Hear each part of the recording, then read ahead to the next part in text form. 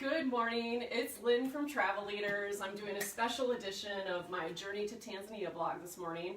I'm doing a Facebook Live video, and I'm going to be showing you all of the final prep and packing that I'm doing over the next couple days because I leave next week for Tanzania. I can't believe it. This has been 6 months in the making.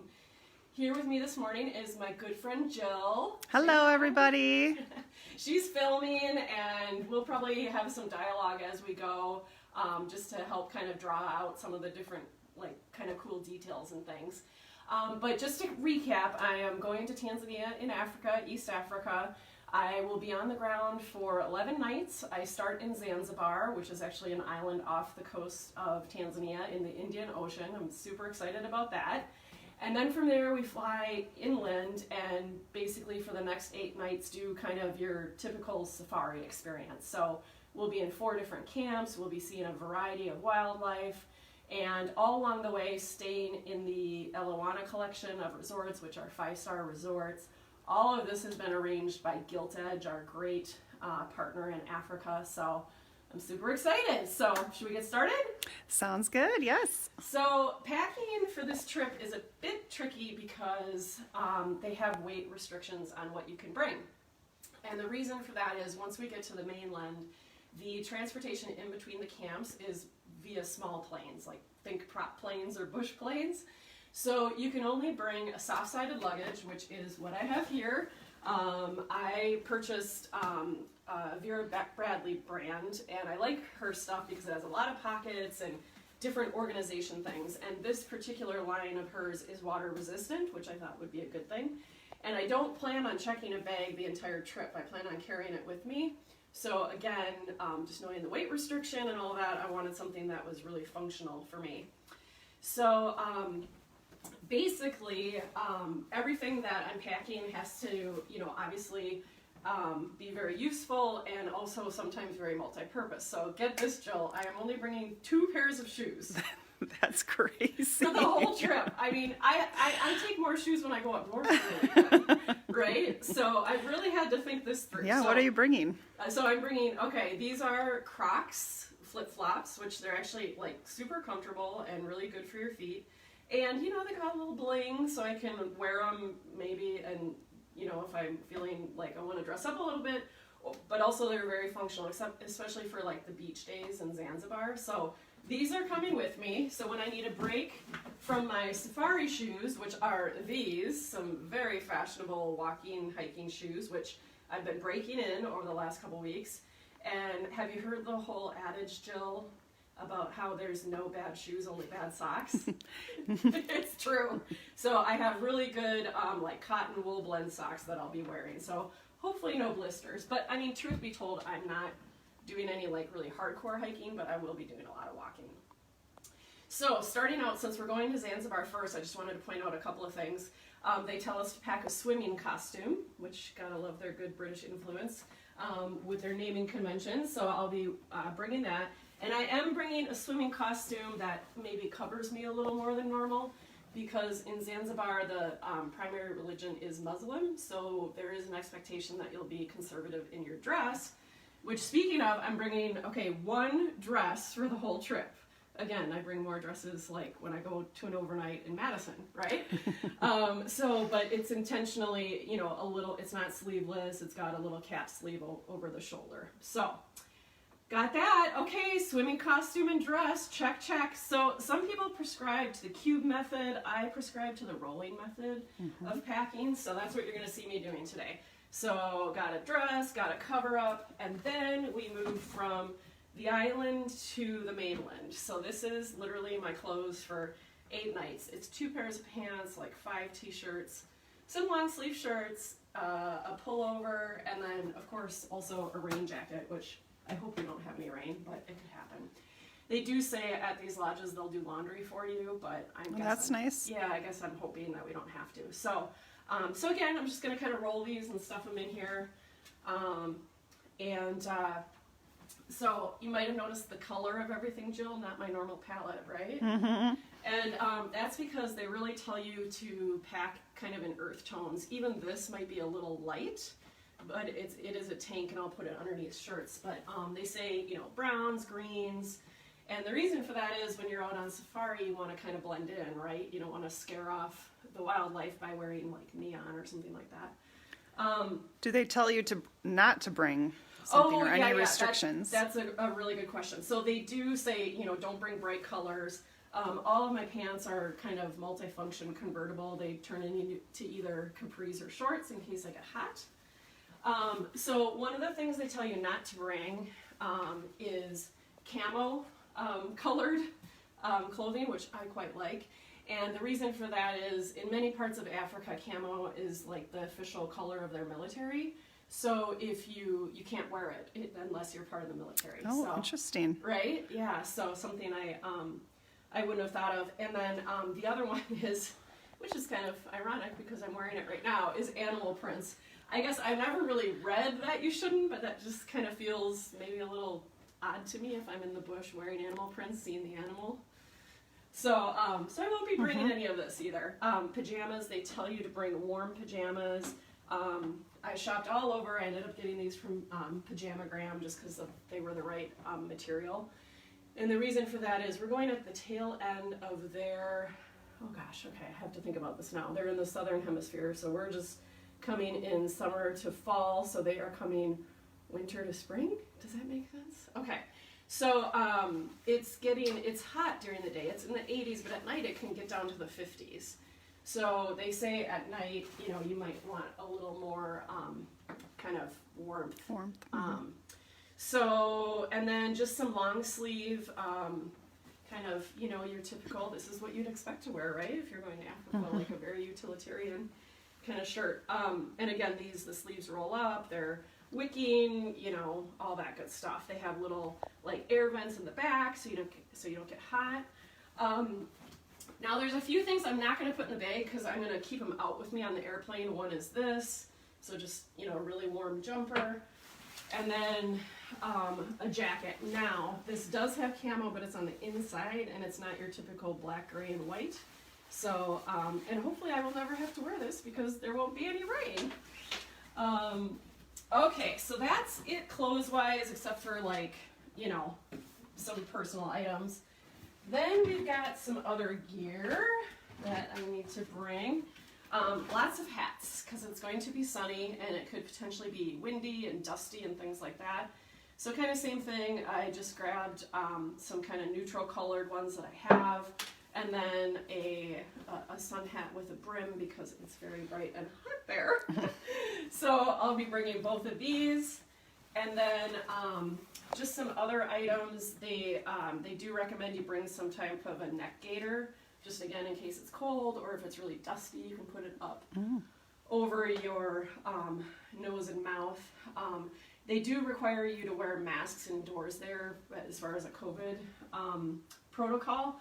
But of course, when you're out in the safari vehicles, you're outside, so you don't have to. So they recommend you bring something like this to kind of keep you warm or keep the dust out. The other thing they ask you to bring your own binoculars. So I have my own binoculars here, and then the ever important electricity converter. I'll be bringing this as well. So. This is a unique trip for me because I'm not bringing a laptop. Wow. So I'm really going to try and kind of disconnect. I'll be checking email through my phone, but I don't plan on doing any work while I'm there. So the only thing I need power for, honestly, is to recharge my phone or my camera. So I'm hoping that I can kind of get by with this and then whatever they have. I will be bringing a camera bag. I'm not going to get the camera out. It's a Canon EOS digital SLR. This is my cargo space, so everything else I want to pack has to go in here or this little crossbody purse. So again, this is going to be a major feat for me because I usually carry a lot more baggage, literally, figuratively, emotionally, you name it. So like this kind of stuff I'll just throw in here. And then toiletries, I should talk about those. So one of the requirements in Tanzania is you cannot bring in any plastic bags, which, hello, I live my life out of Ziplocs, I feel like. So I will, again, I'm carrying on, so I have to get from Atlanta to Amsterdam and Amsterdam into Tanzania, I will have my little quart-sized bag with all of my toiletries in it. But basically at some point I'm going to have to kind of get rid of that bag and then pack everything into this. And what I really like about this, again, it's Vera Bradley. This is actually made out of recycled water bottles. Oh, cool. Yeah, so, and it's also waterproof. So I've yet to kind of figure out the whole toiletry thing, but I've got a few days to do that. Couple of precautionary things. My best friend's mom is a doctor. She told me this years ago. Anytime you're traveling somewhere where you're worried about the food and potentially, getting sick because they have different bacteria in their food, is to prevent that, take Pepto every morning. And that is one of my biggest tips, whether you're going to Mexico or, there's a lot of places that sometimes travelers can have issues. Taking Pepto every morning really works, so I'll be doing that. If that doesn't work, that's a my good doctor has prescribed some antibiotics in case I really need them, just to help with like traveler's diarrhea if it happens. Dear God, don't please. But I have it just in case. And then something that I have to start on Tuesday or Wednesday before I leave is my malaria pills. So in East Africa, malaria is transferred through mosquitoes. It's basically a, oh my God, I'm totally losing it right now. It's gets into your bloodstream and it's really bad. Okay, you don't want it. So you take these pills basically so that if you do get bit by a mosquito that's carrying it, it doesn't impact you. Malaria pills are very storied. Some can cause like psychotic dreams and all this stuff. I'm a little nervous to take them, but I guess I would rather have those side effects than getting malaria. Right. Also, to go to Tanzania, you need a yellow fever vaccine, which I already had. I went to Brazil a few years ago and it was required. This, if you've never seen it, is an international vaccination card. These have been around for years and years and years. Different countries around the world require vaccines because they have different, diseases than we do. So yellow fever is another one that's transmitted primarily through mosquitoes. And so basically when you get a vaccine, then your doctor fills in the details. And when you go through immigration in the country you're going to, they may or may not ask to see this, so you have to carry it with you. I will also be carrying my COVID vaccination card, and I also have to get next week a PCR test done, so I have to carry a negative PCR test with me to get in. To get home, there is still the requirement of getting a negative test to come back to the United States, even as a U.S. citizen who's vaccinated. That's still a requirement. So about 3 days before we're leaving, they've already arranged that for us. Well, that's nice. Yeah, so that's part of the benefit of working with a really good operator like Gilt Edge, because they just kind of take care of all of that for you. So let's see here. Why don't we, I'm going to just stuff some of this stuff in there. It's not packed perfectly, but I've got a scale. We're going to see how much this baby weighs right now, which I'm a little frightened of. And then I'll also then talk about some of the other requirements of going there. Okay, here we go. What do you think? Over, under, Jill? I'm going to guess over. I have one of those, what do you call it? Luggage scales that you like hold. Oh, yep. But I just thought this would be faster. Okay. What do I do? How do I do? Okay. Oh. I obviously don't use the scale very often. Okay. Okay, let's see. Oh boy. Oh boy. Uh-oh. No. What? That can't be right. 14 pounds? Wow. Do you think that's right? Yes. Awesome. Well, good, because I don't have my toiletries done. Oh my gosh. Okay, real quick, let's show this. So I will, because, I'm old and my body can hurt at times, so I will be taking this little cart with me to lug my luggage through the airport. It folds up. I'll have some type of a bungee cord. It may get taken away from me at some point once I get to Africa, but I figure out to at least use it on the way there, and I can pile on my camera bag. So we'll see if this thing makes it home with me, and, I'm okay if it doesn't. Okay, 2 last things. Oh my gosh, this is going to be my life, lugging this around. I'm used to things on wheels. Okay, couple different things, and then we will wrap up. Of course, if anybody has any questions after you've watched this, you can always just drop me a note and I'll answer them. Couple things on final prep. I do have a travel insurance policy. Primarily, I bought this for the medical coverage, so if anything happens to me while I'm there, basically Travel Guard International, the company that we work really closely with, they will help me. 24/7 service, you call back and basically they help you in any situation. They have interpreters. If things are really terrible, they will airlift you out of the situation. So it's definitely for any trip, but especially for a trip like this, you know, you have to have travel insurance. It's really smart. And then one of my guides, literally, has been this book. I'm a big fan of Lonely Planet. I'm maybe old school that I like a tangible book still. But it's just been great. You know, I've obviously been reading a lot online and watching different things, but also to just have a resource. And I will be bringing this with me. It has maps. There's like 40 pages on Swahili, so different, you know, even just different language things. It's just a really good resource. And then one of the final things that I have to get really organized on is the tipping. On this type of a trip, you've got a lot of people helping you. You've got, you know, people helping you with your bags. You've got the pilots that are flying the planes. You've got the guides every day. You've got that stay with you, and then depending on where you're going, you might have additional guides. And so, of course, it's very customary to tip everyone. And thankfully, Gilt Edge has given us a lot of really good guidance on the amounts and, you know, what to kind of expect. So I'll be going to the bank at some point and kind of getting that all figured out. But basically, it'll work out to about $300 to $400 per person for the tipping once we're on the ground. So I think that's everything. Did I miss anything? Do you have any questions? How far in advance did you have to get the yellow? Oh, yes. Okay, that is actually a really good question. So my recommendation is as soon as you book a trip and if it has inoculation requirements, you need to call your doctor right away. And the reason for that is when my husband and I got our yellow fever shots, it was pre-pandemic, so 2019, and they were actually very scarce at the time. So it took a while from the time we contacted our doctors to when they had the actual shots to give us. It took about 2 months. So, I mean, of course, there's always situations, right? If it were very last minute that you booked a trip and you needed something, I'm sure you could work with your doctor to get it sooner or to rush it.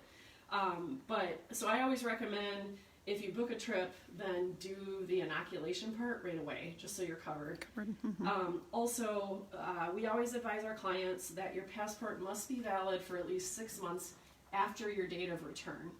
And the reason for that is if something terrible happens in country and you need to stay there longer than planned, you want a valid passport so you can leave and come home. Also, a best practice is in our agency, we always save copies of our clients' passports.